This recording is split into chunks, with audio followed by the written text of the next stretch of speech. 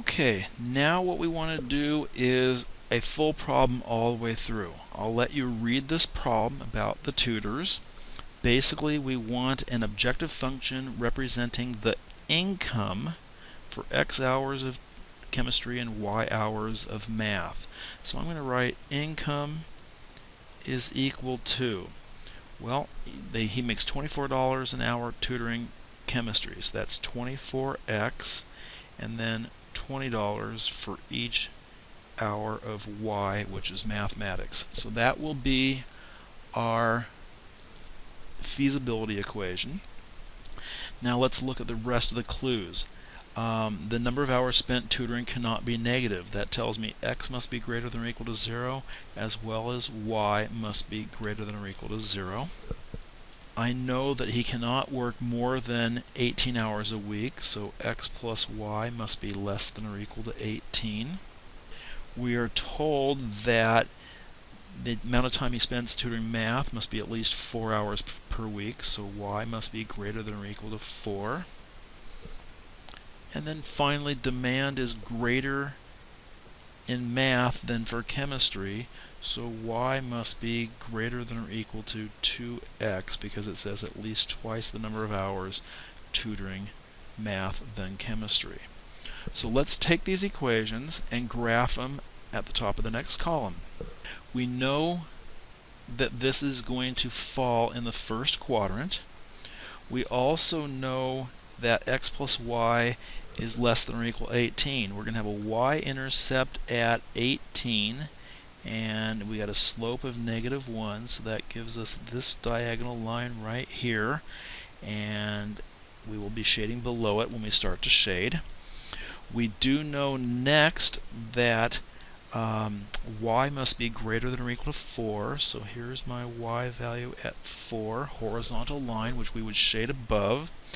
And y equals 2x gives me the origin up 2 over 1, gives us this diagonal line right here. And so our boundary is going to be in this region right there.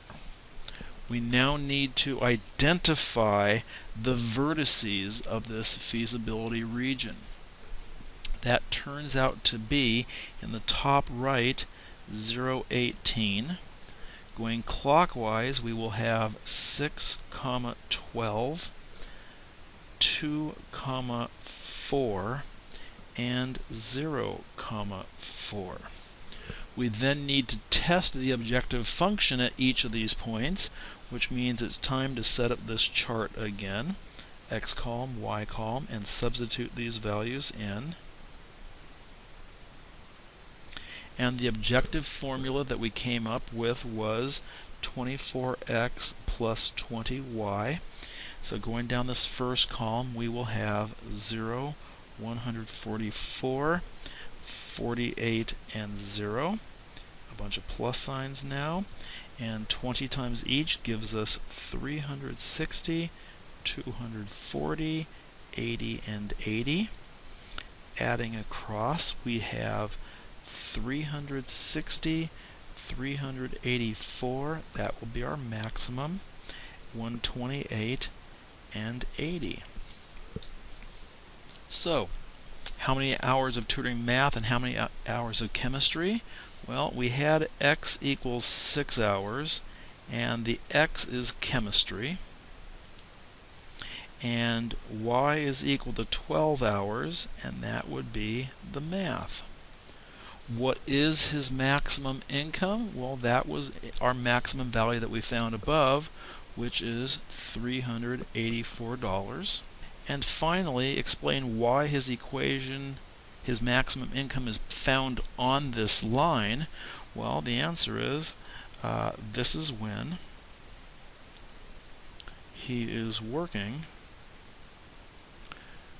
the maximum number of hours.